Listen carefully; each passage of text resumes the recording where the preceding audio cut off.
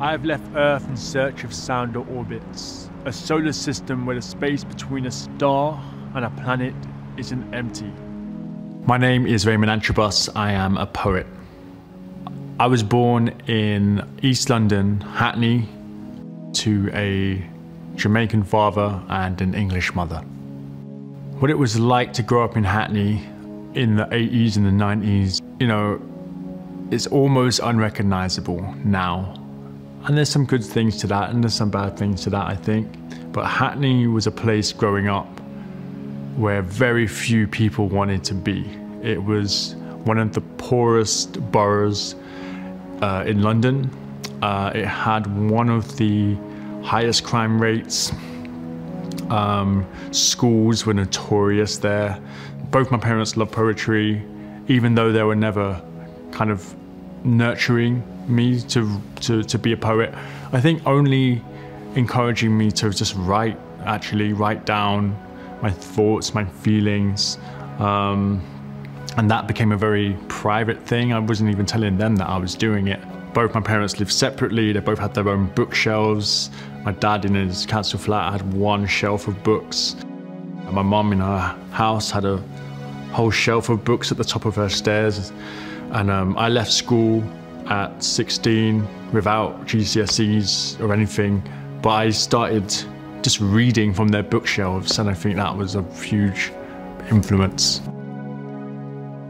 I didn't have anyone in my family or any connections with my friends who helped me get into publishing or the poetry industry. I didn't know much about a poetry industry. Writing was something I did, you know, when I could, kind of snatch time.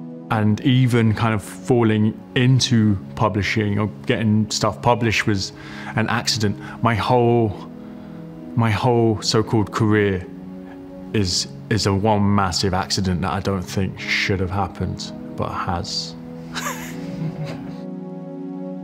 I'd say from about 23, 24, when I finally quit all my jobs and just said, I'm just gonna try and write and pursue poetry without any real long-term plan, except I'm gonna be a poet. I've gotta find a way to make it work. I had no idea how it was gonna happen.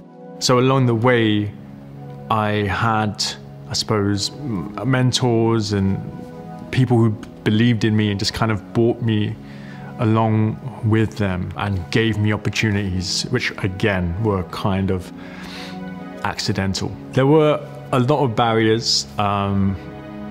Being in a literary world was, I suppose, seen now, even I understand it, as a pretty exclusionary place. It's, you know, like most industries, it's harsh. And so there's a real need to, you know, first and foremost, believe in yourself and just have a couple of people around you who believe in you as well, I suppose.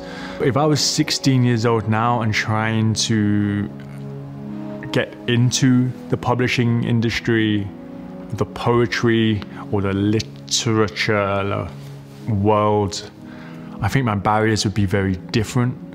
I also think my education would have been very different. So for example, I went to a deaf school and I'm educated in a deaf school. And since I was at school, a lot of deaf schools have closed or they've cut them in half. So people with my kind of deafness who lip read, sign a little bit, have hearing aids and cope despite their struggling in the hearing world. There's so much support which is actually not there anymore. So just, you know, I'd say that I left school with actually quite a low self-esteem despite that. And at 16, I was just completely lost. It is vital that we have opportunities, and everyone has opportunities to contribute to the culture that we live in.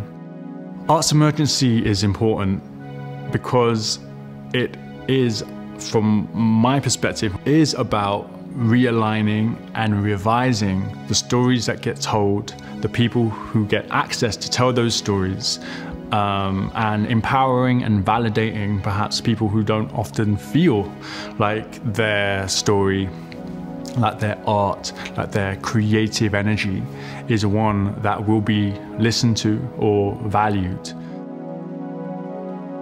Join the Arts Emergency Network and please give £5 a month or whatever you can afford to transform a young person's life.